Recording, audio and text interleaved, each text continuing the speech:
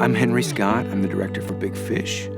And Big Fish is the story of a father and a son who were very close at a time in their life. And then as the individuation process began, the boy turns away from the dad and splits. And at a certain point, he gets married, he has a child, and he turns around and wants to reconnect with the father and wants to reestablish that relationship and know his father and be known by his father. And for me, that very story happened in my life.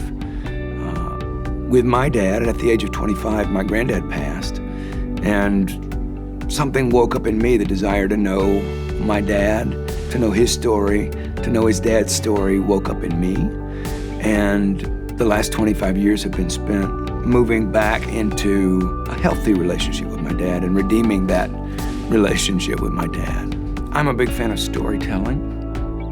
I think storytelling is really useful as a vehicle for making patterns in our life conscious. I think it's how we know who we are. I mean, we identify ourselves by the stories that we tell about ourselves. And I think we live in a world now that's so fast-paced that is, the extended family is sort of broken down, and we live in nuclear families.